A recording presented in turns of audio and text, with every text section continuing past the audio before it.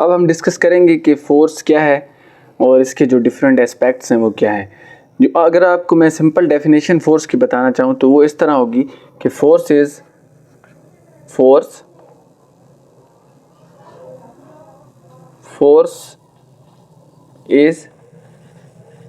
Defined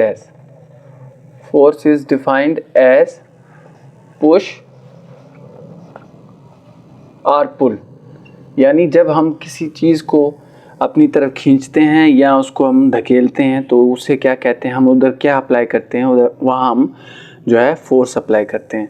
ये तो इसकी सिंपल डेफिनेशन है। जो मेन इसकी डेफिनेशन है जो हम अपनी टेक्स्ट बुक में पढ़ते हैं वो इस तरह है कि force can produce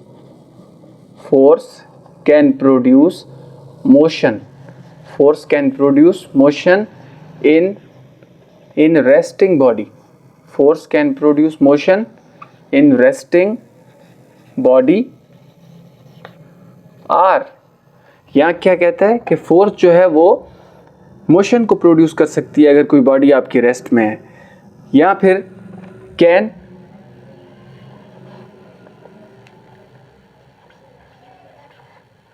can stop the moving object. यानी अगर कोई ऑब्जेक्ट जो है वो मूवमेंट में है तो उसे फोर्स क्या है, उसे रोक भी सकती है। Can stop the moving objects. अब ये है फोर्स की डेफिनेशन जो आप अपनी डिफरेंट टेक्स्ट बुक्स में पढ़ते हैं।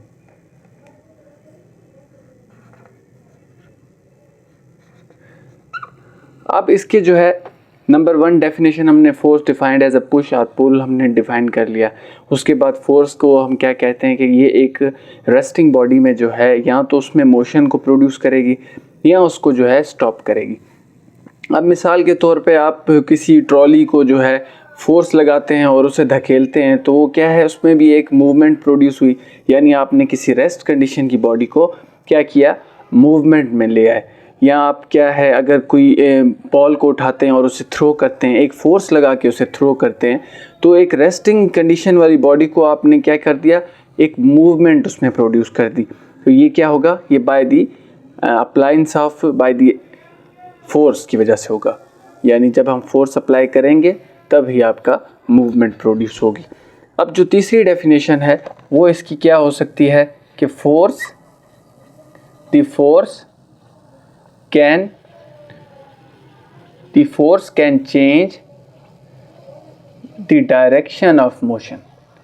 Force can change the direction of motion. अब अगर कोई ऑब्जेक्ट जो है वो मूवमेंट में, ऑलरेडी मूवमेंट में है, यानी पहले से ही वो मूवमेंट में है, तो अब उसको हम किस तरह, ये बाय द अप्लायंस ऑफ, या अगर हम उस पर फोर्स अप्लाई करते हैं तो जो है उसकी डायरेक्शन को भी हम चेंज कर सकते हैं। ये आपका थर्ड डेफिनेशन है। यानी अब आप अगर एक जो स्टीयरिंग ऑफ दी कार होता है, अब अगर अप्लाई करते हैं फोर्स तो हम उधर से फोर्स अप्लाई करके ही उसकी जो है कार की आप डायरेक्शन को चेंज करते हैं। ये क्या हो गया, थर्ड डेफिनेशन। यानी फोर्स जब अप्लाई करेंगे तो उससे चेंज, डायरेक्शन में भी चेंज ला सकते हैं हम।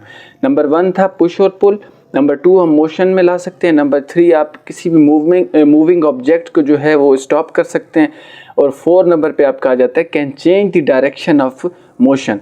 फोर्स क्या है, चेंज कर देता है डायरेक्शन ऑफ मोशन को। अब अगर इसकी मैं आपको फोर्थ डेफिनेशन जो है वो अगर लिखवाऊँ तो वो इस तरह होगी। फोर्थ डेफिनेशन इसकी क्या होगी, force is the product of mass and acceleration. Force is the product of mass and acceleration. तो ये भी क्या है, ये भी आपका फोर्स की डेफिनेशन है। अब ये डेफिनेशन हमने कहाँ से बनाई, आप जब Newton second law of motion को पढ़ेंगे तो उधर एक इक्वेशन है कि F is equal to ma। क्या इक्वेशन है, F is equal to ma। ये क्या है, Newton second law of motion की इक्वेशन है। अब यहाँ पे क्या है, ये मास है m और a क्या है, ये एक्सेलरेशन है। फोर्स क्या है, ये F फॉर फोर्स। अब ये जो है फोर्स इज इक्वल टू, यानी product of mass and acceleration is called force. अब ये क्या है, ये इसकी थर्ड, आपको मैंने फोर्थ डेफिनेशन लिखवाई। अब अक्सर जो हम एक और डेफिनेशन भी फोर्स की हम पढ़ते हैं, जो आपके काफ़ी जगह पर MCQs के तौर पे आ जाता है कि the rate of change of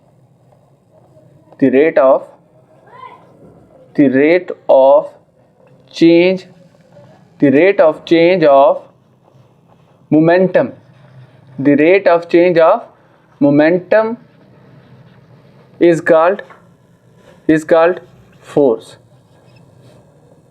यानी rate of change of momentum को हम क्या कहते हैं, is called force। अब ये भी क्या हुई, ये भी फोर्स की डेफिनेशन हुई।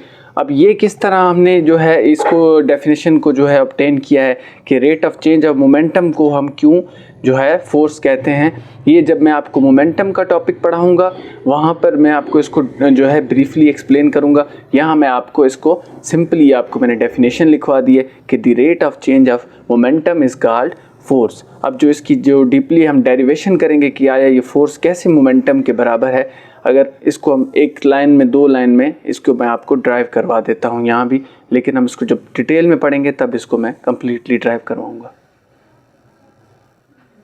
अब हम डिस्कस करेंगे कि फोर्स का क्या है। इसकी जो फर्दर हमने जो क्लासिफिकेशन आगे जो हम 4 आउटलाइन के मुताबिक ही इसको हम पढ़ेंगे।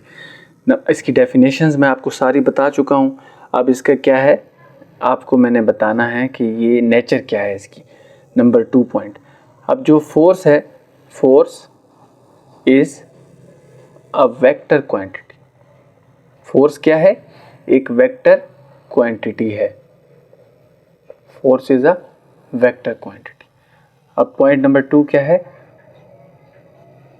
इट इज डिनोटेड बाय किससे डिनोट करते हैं हम जब भी फोर्स को लिखते हैं, ये आपका F क्या होगा, एरो हेड। क्योंकि ये एक वेक्टर क्वांटिटी है तो इसको हम क्या करेंगे, एरो हेड से शो करेंगे। अब पॉइंट नंबर जो उसके बाद हम क्या लिखते हैं, इसका फार्मूला। जो मोस्ट इम्पॉर्टेंट पॉइंट क्या होता है, वो क्या होता है, इसका फार्मूला। इट्स फार्मूला इज क्या है इसका फार्मूला। अब ये जो फार्मूला है ये मैंने कहाँ से ऑब्टेन किया है, ये आपका Newton's second law of motion में से ऑब्टेन किया है। F is equal to ma। अब ये क्या है, फोर्स बराबर है किसके, ma के, यानी मास और एक्सेलरेशन की जब हम प्रोडक्ट करते हैं तो हमें क्या मिलता है, फोर्स मिलता है। तो ये क्या है, ये हमने Newton second law of motion में से लिया है। इसको जो है ये कहाँ से आई इक्वेशन, ये है जब हम Newton second law of motion पढ़ेंगे तो वहाँ पे हम इसको ड्राइव करेंगे। अब उसके बाद जो है, अब हमने जो है फार्मूला भी ऑब्टेन कर लिया। अब जो लास्ट पॉइंट जो होता है, जो मैं आपको बताता हूँ कि हमेशा जिसको भी आप एक्सप्लेन करें जिस फिज़िकल क्वांटिटी को, तो उसका आपको SI यूनिट आना चाहिए। यानी अब हम इसमें क्या लिखेंगे, इट्स SI यूनिट इज़ क्या होगा, इसका SI यूनिट न्यूटन। क्या है, न्यूटन जो है वो आपका SI यूनिट है किसका, फोर्स का। अब अक्सर एक सवाल आता है कि एक न्यूटन जो है, एक न्यूटन, ये आपका MCQs पॉइंट ऑफ व्यू से इसका सवाल आता है कि एक न्यूटन किसके बराबर होता है। एक न्यूटन आपका kilogram metre per second square या second inverse square. Kilogram into metre second inverse square. एक न्यूटन आपका kilogram metre per second square के बराबर होता है। ये कहाँ से आया किलोग्राम इंटू मीटर, ये आपने सेकंड जो इक्वेशन है, ये मास का हमने किलोग्राम यहाँ पे ऐड कर दिया। एक्सेलरेशन का जो SI यूनिट है वो मीटर पर सेकंड स्क्वायर है, तो ये आपका मीटर पर सेकंड स्क्वायर जो है ये हमने यहाँ पे ऐड कर दिया। तो ये आपका एक न्यूटन जो है वो आपका kilogram into metre per second square के बराबर है। ये हमने जो है फोर्स को तकरीबन आपका कंप्लीट कर दिया है इसको।